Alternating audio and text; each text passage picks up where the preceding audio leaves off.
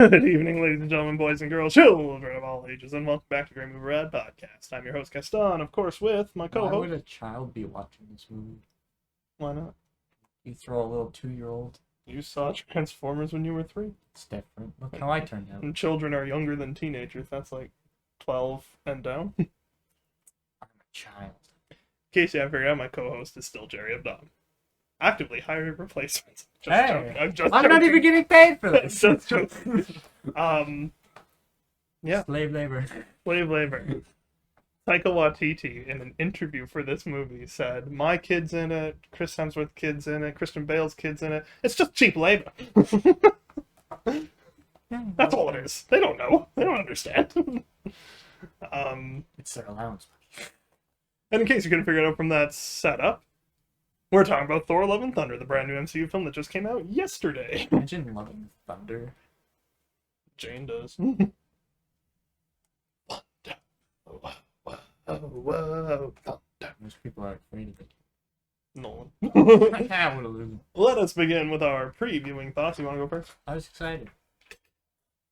Fascinating commentary. I know. Gore was cool. I wish they didn't reveal what he looked like before the movie. Keep the villain a secret.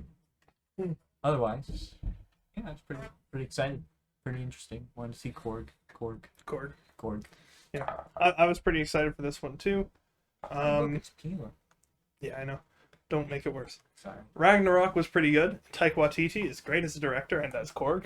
Honestly, I haven't seen him in a role that I've disliked him in. Even Anton in Free Guy was great. He was having a ball. We tried to do the jump. Well, I think my favorite one is when they're doing the secret handshake. Get back to work.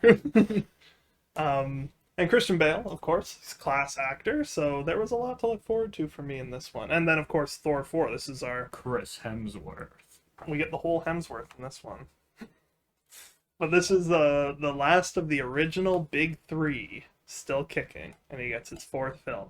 Is this the passing of the torch to Jane Foster? Stay tuned to find out. Let's deal with the light plot sum up here, the light spoilers. Everyone dies. Thor deals with the emotional trauma that is his life, which gets compounded when Gore the God Butcher begins butchering gods, and he discovers Mjolnir functioning, and being wielded by Jane Foster as the mighty Thor. Wow. That's what the trailers tell you. That's what this movie's about. Imagine getting your hammer stolen by your ex-girlfriend. Rip. With all that being said, let's transition to our character analysis. Starting, of course, with Thor Odinson, who is played once again by Chris Hemsworth, an Avenger and the former King of Asgard based on the Norse mythological deity. Director Taika Waititi said that Thor is going through a midlife crisis in this film, as he is just trying to figure out his purpose, trying to figure out exactly who he is, why he's a hero, and whether he should be a hero. And on a side note, Hemsworth's twin sons, Sasha and Tristan, portray Thor as a child. Do you want to start with Thor? Well, I'm glad that they're still doing that. He's dealing with trauma, because Scarlet Witch. I lost my sons. Yeah, you had him for a week. Now there's Thor. Dad died, mother died, brother died twice, 3 times. If you include the fake out multiple times. Yeah. Home died. Everyone died. Dead. Yep, Fandral, Volstagg, and Hogan. Everyone's dead. Heimdall. Yeah. He lost everybody. Yeah. Sucks to be him. It's rough, yeah. But at least he's got Stormbreaker. Which is much more characterized in this film, which I liked a lot. Pretty entertaining. Anything else you want to say about Thor? You pretty much just recap what everyone should know while watching this. I like Thor. Fascinating commentary. Thor is back. I feel like he brings the goods in this one. He really does. This is my favorite Chris Hemsworth performance ever. My favorite time Thor's been seen. Just what he brings to the role in this one. The emotional depth that he imbues Thor with was so much better than in Endgame. Endgame, there was a couple good scenes with Thor, but a lot of it was played up for laughs. And I feel like that was the wrong approach. For a movie as great as Endgame, that's probably my biggest complaint about it. This one handles it super well. Truly top-notch performance from Hemsworth. I loved it. Space Vikings. Space Vikings. So now let's talk about Gore, the God Butcher, who's portrayed by Christian Bale, a scarred galactic killer who seeks the extinction of the gods and wields a strange and terrifying sword. Waititi described Gore as being very formidable and layered. Bale himself felt the character had a sort of Nosferatu-slight attitude, and took inspiration from the Aphex Twin music video Come to Daddy 1997, which I haven't seen at the time of recording. We don't have power, so I can't watch it. We have power. We don't have internet. Internet is poo-poo. Waititi opted to change Gore's facial features in this film since his comic look resembles Lord Voldemort from Harry Potter. You know what I think he looks like in the comics is Ebony Maw from the movie and Voldemort put together. Yeah. It's always the no-nose people. Yeah. Squidward 3.0. So I get to start with Gore. I believe Gore is very well done. He's extremely layered, and Bale portrays him perfectly. You see in the course of the film, you see the effect the Necrosword is having on his sanity, and it's really well captured. I liked him a lot. I think the Necrosword. I think he's one of the top MCU villains. I'd say top 10, maybe top 12. MCU's gotten some pretty good villains recently. I haven't looked at a list, but maybe I'll do a tier list at some point and figure out where he fits. But he's definitely in consideration for a pretty top spot. He's very good. Me? I like Gore. Gore is gory. That doesn't work. Anyways, he's pretty intimidating. There's some scary scenes with him. And some of the scenes where it's very dark and you see his yellow eyes glowing, it's pretty intimidating. A lot of people were like, it's not comics. And I was like, you know what? I'm glad we got his facial performance. It's like how they ripped Green Goblin's mask off for Spider-Man. I was happy that they did that. Yeah. Because it really brought the act. The only problem I have, didn't have enough screen time. Yeah, I understand that. So now let's talk about Valkyrie, who's portrayed by Tessa Thompson, the king of New Asgard, based on the mythological being Brunhilde. Waititi said Valkyrie had to adjust to the bureaucratic aspects of ruling away from the battlefield, such as dealing with the infrastructure and economy of New Asgard and hosting delegates from other countries, which is briefly touched upon in the film. You get to start with Valkyrie. Old Spice commercial.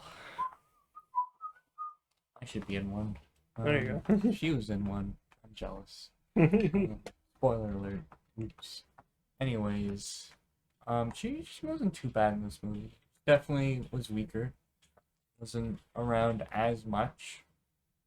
She was there, but she definitely wasn't like a focus point like back in Thor Ragnarok, where her performance was really strong. Yeah. She does what she needs to do in it, kind of.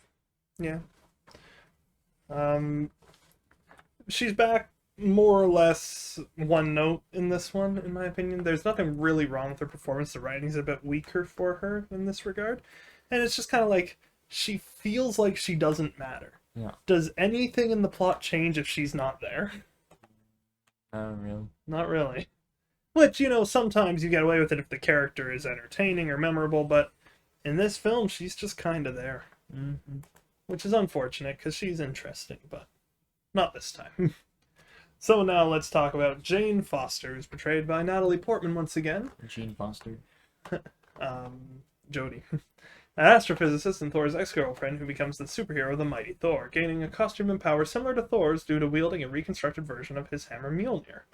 Portman, who did not appear in Ragnarok, agreed to return after meeting with Waititi, who said Foster's return to Thor's life after 8 years would be a big adjustment for him since she has had another life without him. Waititi added that Foster showing up just like Thor would be a real mind bend for him. He used stronger language, but this is a family-friendly podcast. Is it? Yeah. We don't like families. You were part of one. I'm joking.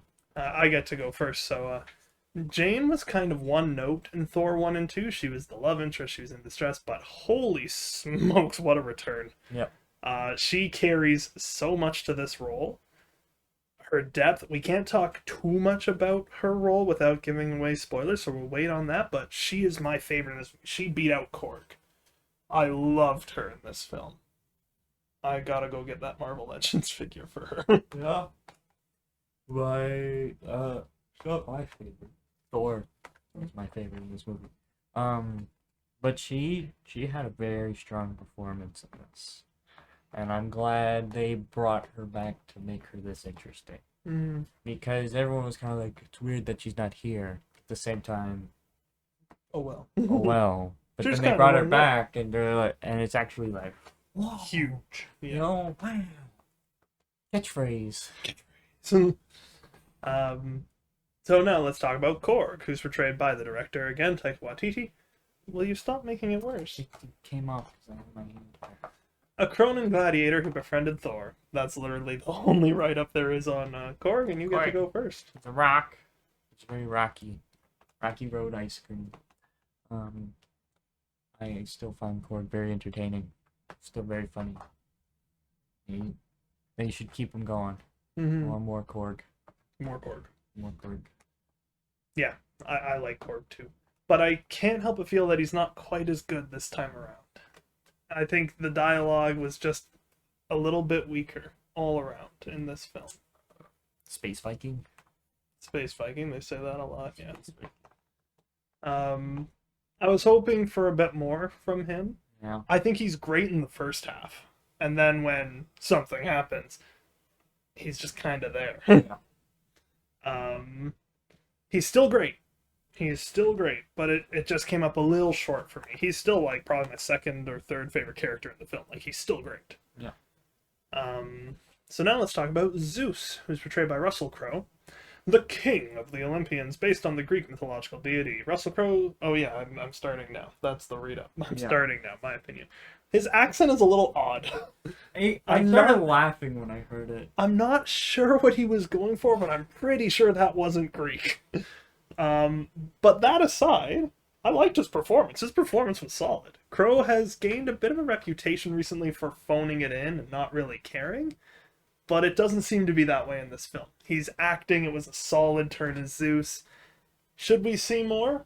Maybe. I'm in. I could go see more. I need to stop yawning. It's cold down. I enjoyed his performance, especially because Thor makes Zeus sound like he's different this film, but then it's Zeus. Being Zeus, yeah. And You know mythology. You so know Zeus. entertaining. Anyways, I'm glad the way they did him in this movie because it was entertaining. And it really brought a sense of how the other gods felt about Gore with his interactions. So now let's talk about Siff, who's portrayed by Jamie Alexander. Yes, Lady Siff is back.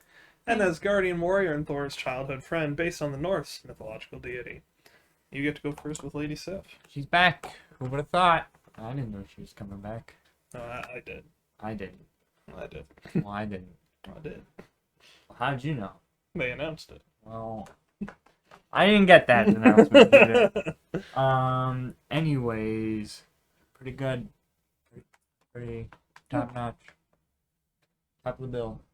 Yeah. She was in it. She's back, and it was a welcome, albeit brief, sight.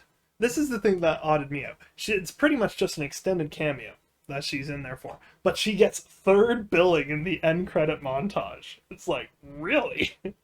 Like, it went Hemsworth, Bale, her. It's like, really? Then Tessa Thompson. Like, really? But, all that being said, she has a bit more humor in her this time than before. She's usually portraying more straight-laced, which worked very well. All in all, I was just happy to see her again. She's Siff. Yeah. Siff. And finally, let's do a big compilation. Let's talk about the Guardians of the Galaxy. This is, of course, Chris Pratt as Star-Lord, Dave Bautista as Drax, Bradley Cooper as Rocket, Vin Diesel as Groot, Karen Gillan as Nebula, Palm Clementif as Mantis, and, of course, the underrated Sean Gunn as Kraglin. What happened to Gamora?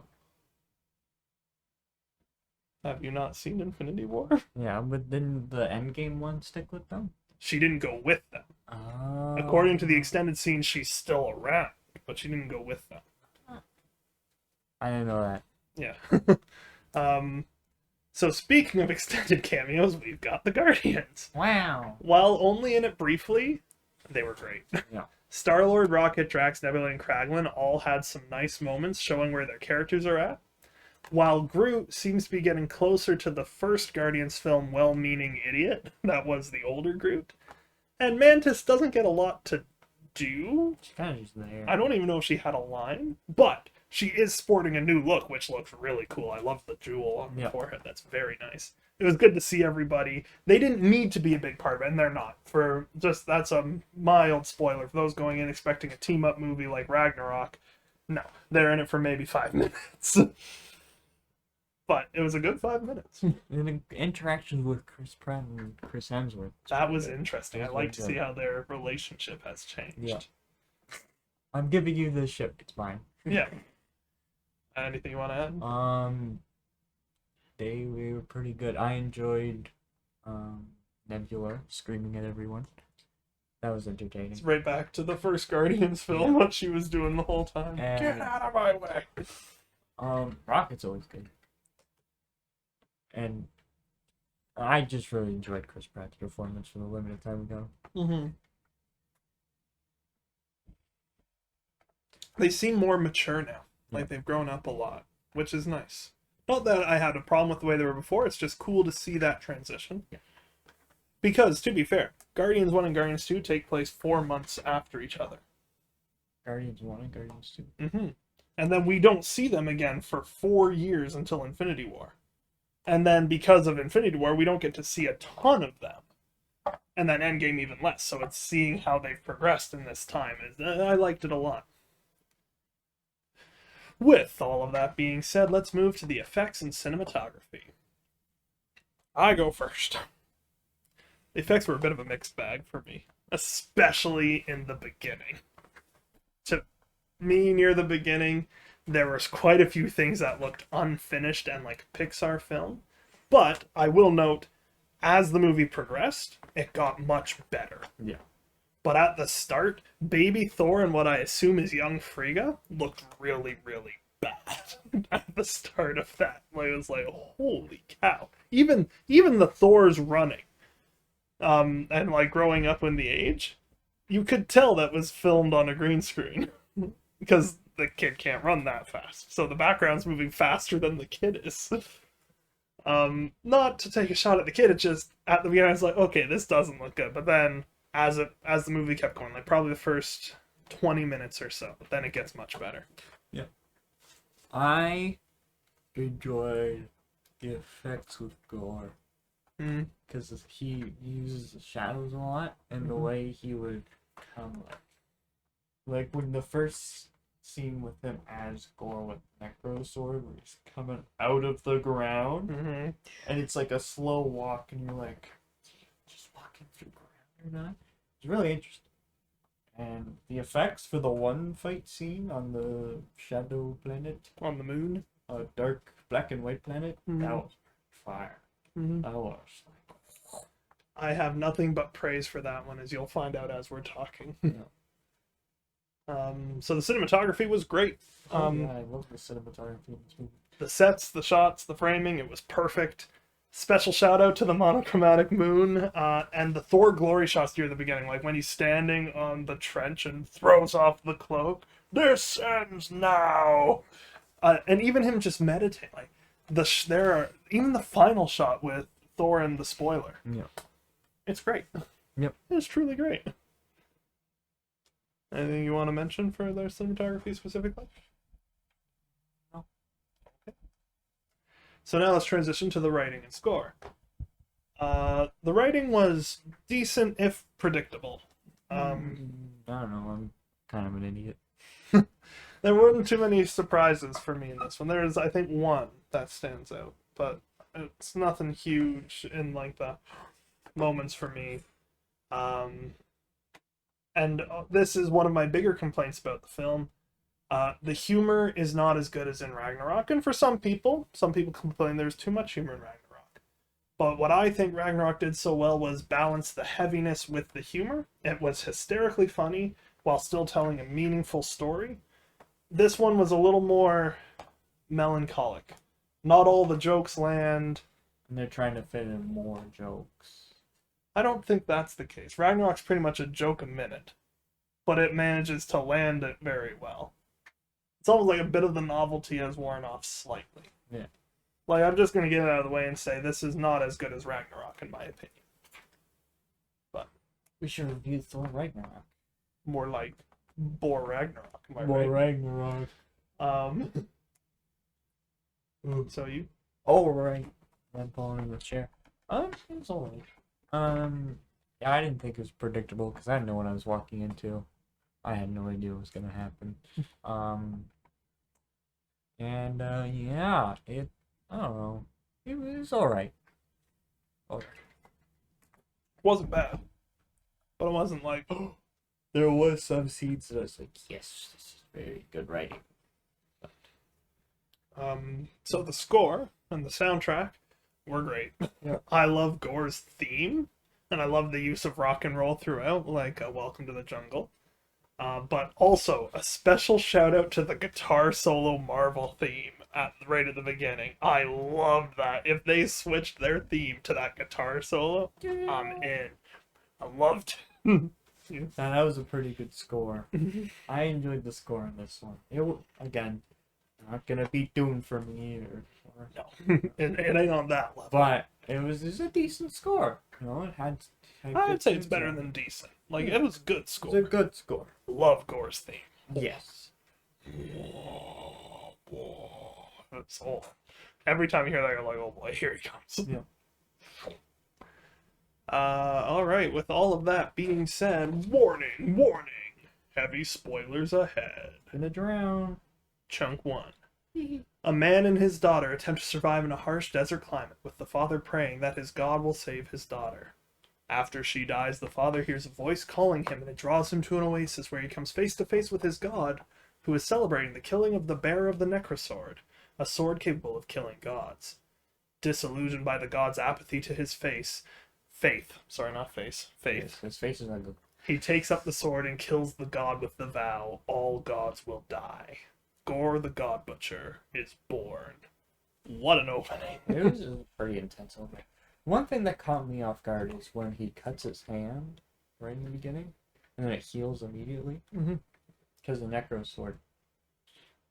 Actually, I'll get Shows into this later. Yeah. That's why. Did he cut his hand on the Necro Sword? And then it healed it, because it chose him. I think it's interesting he didn't even touch the sharp edge. That's how dangerous that sword is. Meanwhile, Thor has been living it up as a guardian of the galaxy, getting into shape and saving the day in as big and flashy ways as possible. After saving a planet from war, which is a great action sequence of the Guardians trying to protect the people, and then Thor shows up and literally does Thor things on a bunch of Falcon people. And he just rides Stormbreaker off. Yeah. There's some great shots in that one. Then, of course, he breaks the temple that he was trying to protect. But after saving said planet, he is gifted 2 giant screaming goats. But what I loved with this scene is as he's talking to the guy, he's like, I think we should talk about the temple. He's like, I don't want to talk about the temple. No, I think we really need to talk about you're making me sad. Don't talk about the temple. I loved that so much. Take the goats. Yeah. No, don't give them back. So then Thor parts ways with the Guardians of the Galaxy after receiving a distress signal from Siff. But not before Quill cautions him about feeling empty, insisting that feeling pain is better than feeling nothing. Upon arrival to a distant frost world where a giant slain god is laying, a beaten Siff warns Thor of Gore, whose next target is New Asgard. Siff loses an arm, but she doesn't die here, shockingly. Yeah. Still alive. Will she make it through the end of the film? Stay tuned to find out. I was just shocked because of YTT's love of killing off those beloved side characters like Fandral, Hogan, and Volstagg. At least Hogan got a fight. Fandral got done dirty. I really liked him. And then you get, It's like, man, that's cruel. I liked him. That's rough, man. I need a 3-pack of the Warriors 3. I'd buy that. Of them being dead. No. Meanwhile, again, Dr. Jane Foster, Thor's ex-girlfriend, is suffering from stage 4 cancer. That is something that the trailers don't tell you, which is why we didn't mention it before. But if you know the comics, you saw that coming. I didn't. You don't know the comics. No, I was like, She is comforted by Darcy Lewis and Eric Selvig, a very welcome cameo from Dr. Selvig. This isn't the first time we've seen Darcy since The Dark World. She was in WandaVision, of course, where she was great there, too. So it was nice to see her again, but it was really nice to see Selvig. when was the last time we saw him? Selvig? Thor The Dark World. No, Age of Ultron. He has a brief cameo in Age of Ultron. So 7 years. I like Selvig a lot. Yeah. So I wish he was in it for more than a brief cameo, but I was like, so Leonardo DiCaprio, hey. I liked it a lot. But there's nothing that can be done for her. They told her to get her affairs in order, all that lovely stuff. While trying to figure out a cure, she hears something called to her, which draws her to a Norse mythology book. And upon reading what Mjolnir can do, good health, chief among them, she travels to New Asgard in hopes of seeking medical attention from Mjolnir. More cameos. Matt Damon, Liam Hemsworth, and Sam Neill reprise their roles as the actors playing Sam Neill Loki did it before? in Ragnarok. I as didn't Odin. even know that. Portrays once again Matt Damon as the Loki actor, Liam Hemsworth, Chris Hemsworth's brother, as Thor, Sam Neill as Odin, That's and Liam Hemsworth? and Melissa McCarthy appears this time as Hela in a cameo as well, as they show the events of early Ragnarok, where Hela destroys Mjolnir. So there's lots of fun cameos in this film, actually. I enjoyed some of the cameos. I liked that one. I loved the Selvig cameo. Darcy was good. Ending cameo was nice as well. More on that later. I like seeing Matt Damon. Yeah, Matt Damon. So Gore attacks New Asgard. Oh no. And when Thor eventually arrives, he is surprised to find Foster with Mjolnir, which has deemed her worthy for reasons we will discuss in a moment, and powers her up as the mighty Thor. Gore summons his army of shadow monsters while going and fighting Thor himself, as Valkyrie, Korg, and Foster team up with whatever Asgardians are around to fight Gore and the shadow monsters. The group is able to thwart Gore, but he escapes, kidnapping several Asgardian children, including Heimdall's son, Astrid, who has named himself Axl after Axl Rose, seeing how Guns N' Roses provide most of the soundtrack Really? for it. I didn't know who. I gotta figure that's what they meant, Yeah. seeing how most of the big moments are soundtracked by Guns N' Roses. Yeah, this scene was really cool, actually. I really liked it. I love Thor's new armor. No. I love the reveal of Mighty Thor, their whole conversation. I loved it. It was great. I love Mjolnir's new ability, or Jonathan's new ability.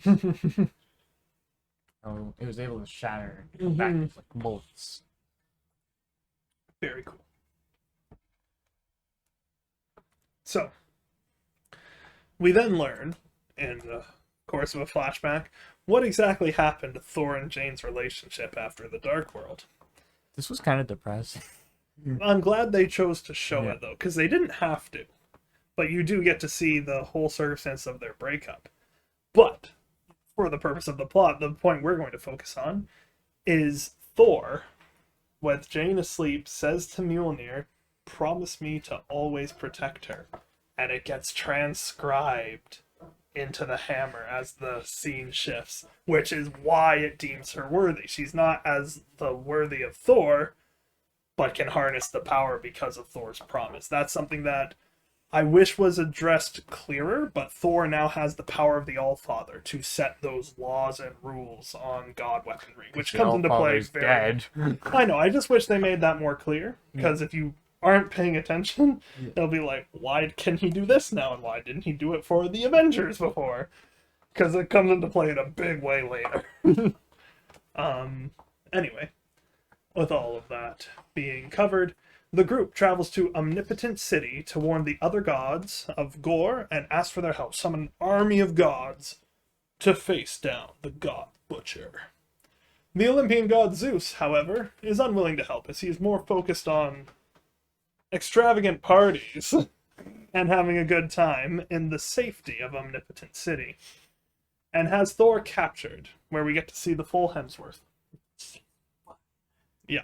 We call it the full Hemsworth based on that's what Taika Waititi said when, because it was blurred in the trailer. They asked him, "Is it blurred in the movie?" He's like, "No, no, you get to see the full Hemsworth, like with a space, because it's the worth." And then after a pause, he's like, "I'd say he's worthy." Taika Waititi is a very funny man. I've watched interviews with him, and he's just wild. You never quite know what's going to come out of his mouth. um, Like the Dwayne interview. Or a lie. I can do anything I want. yeah.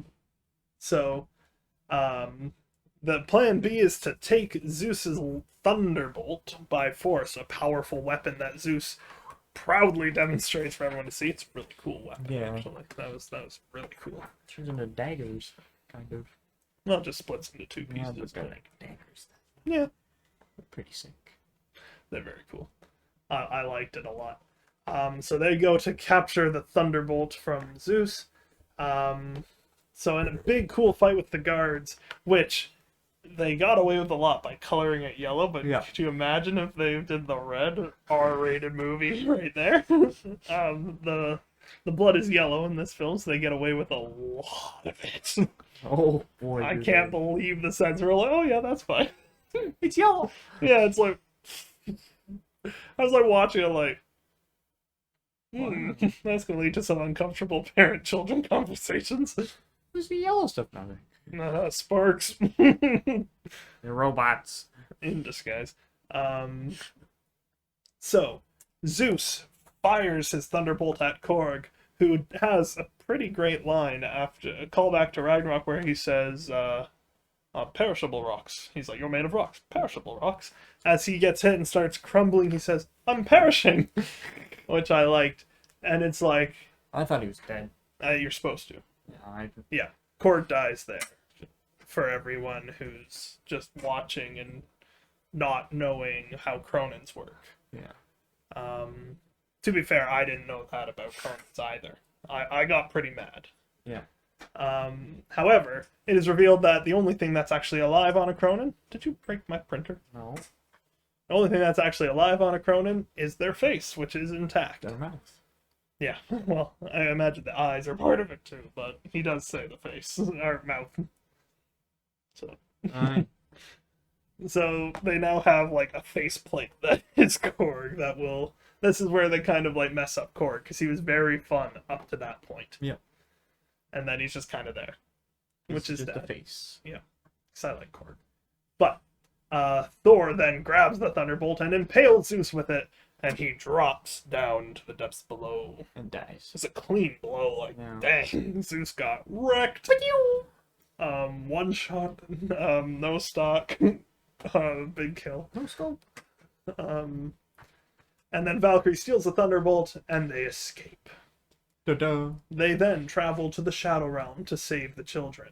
However, this turned out to be a ruse for Gore to take Stormbreaker, which he intends to use on the Bifrost to enter Eternity and ask for the destruction of all gods. The gates of Eternity. Eternity is the most powerful deity in the Marvel Universe, and the first person stronger. The first person to reach Eternity through the gate and actually encounter the being gets their one wish granted. And then never again. So that's Gore's plan, to wipe out all the gods in an instant.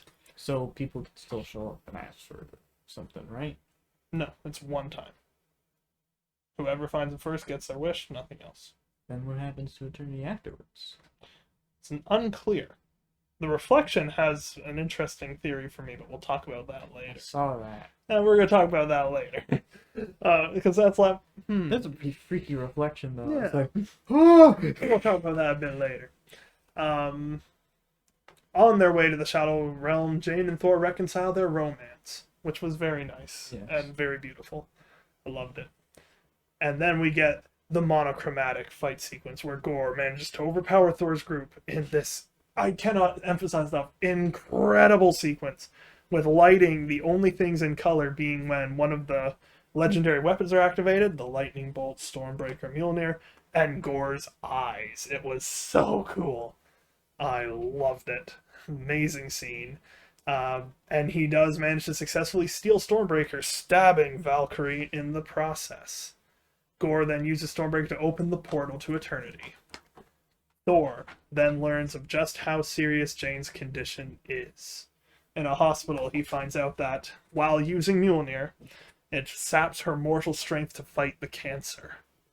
And essentially, she's dying faster when she's using Mjolnir. Dang. I know, it's very sad. Very depressing. So Thor tries to convince her to not pick up Mjolnir Will she again. die of sadness, though? Not this time. Thor tries to convince her not to pick up Mjolnir again. So she can fight the cancer, stay alive longer. And she says that he'd better come back. He takes Zeus's thunderbolt and goes to fight Gore himself to stop him from reaching eternity. Upon finding the missing children, he imbues the kidnapped Asgardian children with their weapons, which are just strewn around the room like rocks and such, with the power of Thor, The bunny. the bunny, to fight alongside him. That's what I mean by he's going to come back later in a big way. He has that ability now, so he temporarily powers up these kids with the power of Thor. I wish I was those kids. I know. So that they can fight the shadow monsters as Thor faces Gore. And Gore absolutely wrecks Thor. Oh boy. As Gore is about to kill Thor, Foster arrives, having picked up Mjolnir again at grave cost that everyone now knows is coming. And together, they destroy the Necrosword in a very cool way. Yeah. They shatter it, and then as it's reforming, Jane collects the pieces into Mjolnir and shatters them inside the hammer itself, destroying the Necrosword, dooming Gore to the same fate as Jane. That's what I thought was interesting. They have the same arc, just two sides of the coin. I thought that was very interesting. Other than she never had her kid die. True. I wasn't referring to that part. That's the part you were referring to. I wasn't. It ain't. So while they definitely work together to defeat Gore and destroy the Necrosword, Jane does most of the work here. It was great. Admitting defeat, Thor heads over to Jane. And Gore, who's about to ask Eternity to wipe out the gods, says, "Don't you dare turn your back on me." He says, "I choose love. I'd rather spend my last moments with her." And then convinces Gore that all he really wants from Eternity is not to destroy the gods, but to bring his daughter back. Foster succumbs to the cancer, dying in Thor's arms. But she doesn't die like a human. No, she was imbued with the power of Thor. She dies like Odin, in bright gold sparkles. Sparkles! More on what that means later. Very soon, mind you, but later. Eternity grants Gore's request and revives his daughter, whom he asks Thor to take care of before he dies from the effects of the Necrosword. So let's talk about his daughter here. In the reflection, her reflection is Eternity. What does that mean?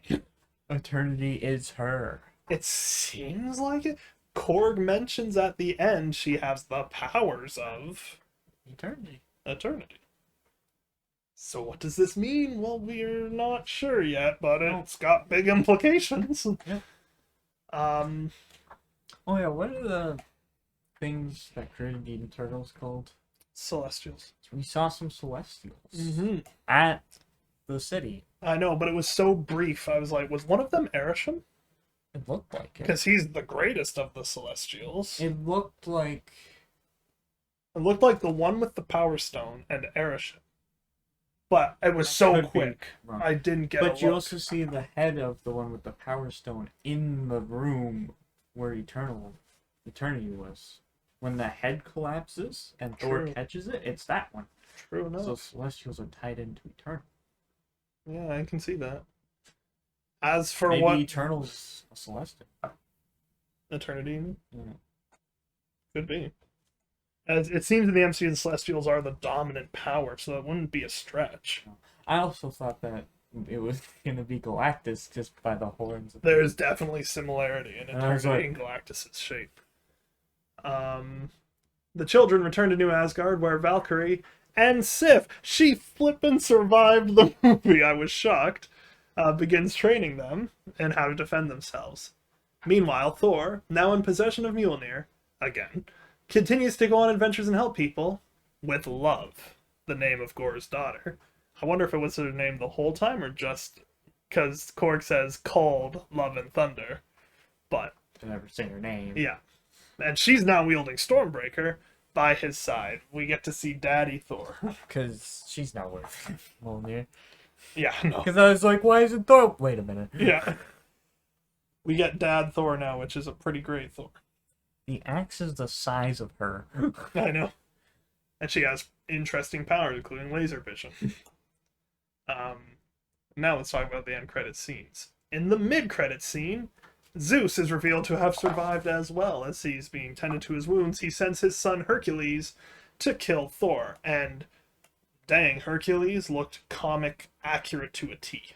That was exactly what he would look like. The only difference being I didn't notice a ponytail, but then we never saw him from behind. We saw him from the side briefly and I didn't see one, but other than that, very comic accurate Hercules.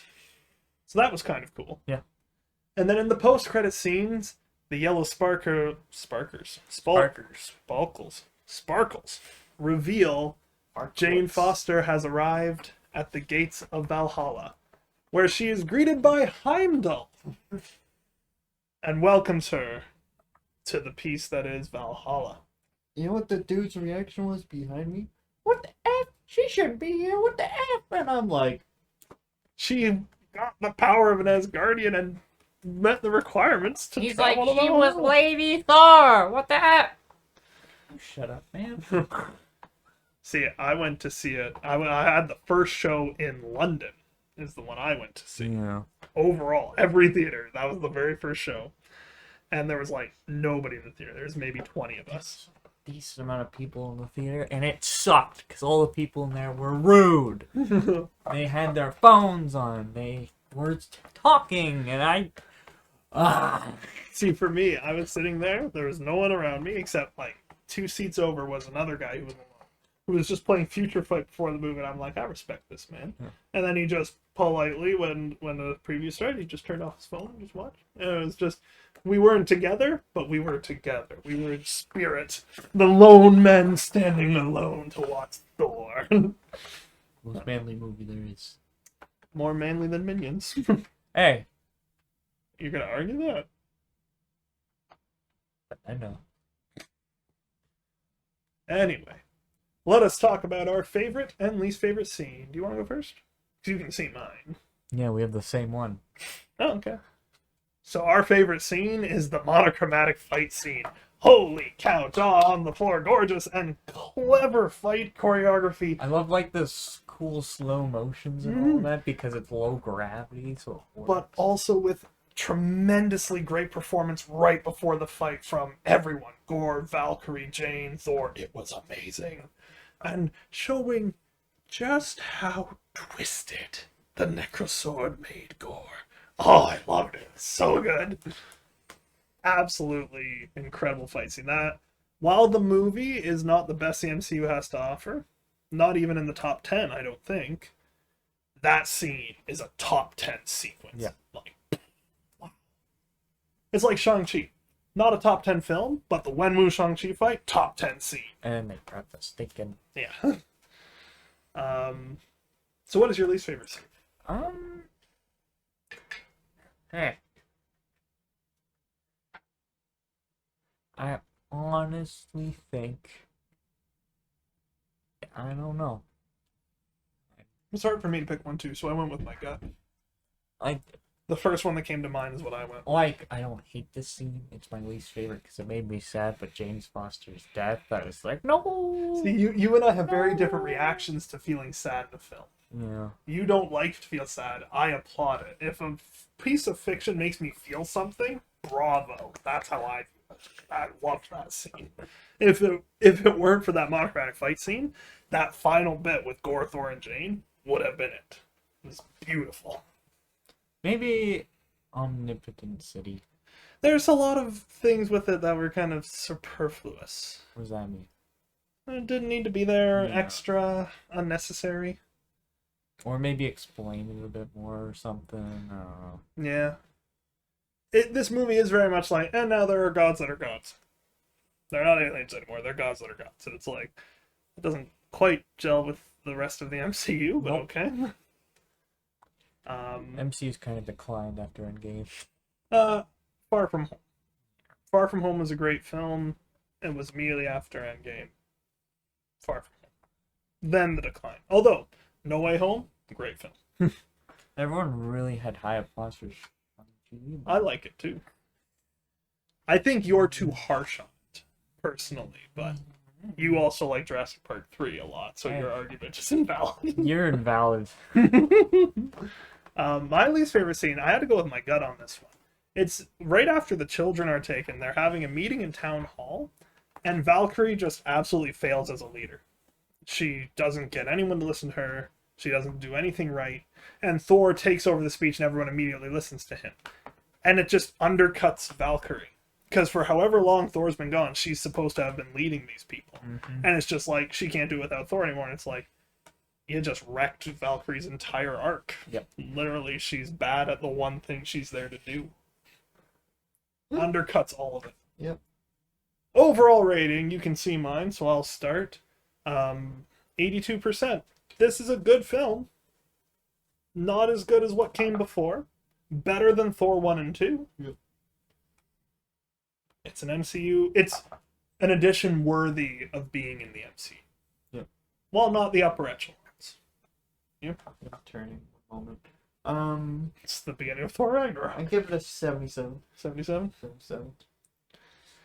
And there you have it. The good, the bad, the ugly, the love, and the thunder on Thor Love and Thunder. I don't keep spinning. Next up, a movie we've been teasing for a long time, but I don't think Are ever we did actually live. gonna do it? We're gonna do it because we've not discussed doing anything else, and we have a guest star booked. Watch Transformers. We can add that to the list, but we got a guest star booked. What if we just ignore? We are going to do Moana, the 2016 Disney film. I almost said classic. It's not old enough to be a classic, but it will be viewed as a classic in time. That was a great movie. So stay tuned for Moana. That's going to be it for another pretty short Great Movie Ride podcast. Yeah. I am, of course, Gaston. I'm Jerryofdom. Jerry of Womb over here, and we'll see you in the movies. Bye. I'm 5.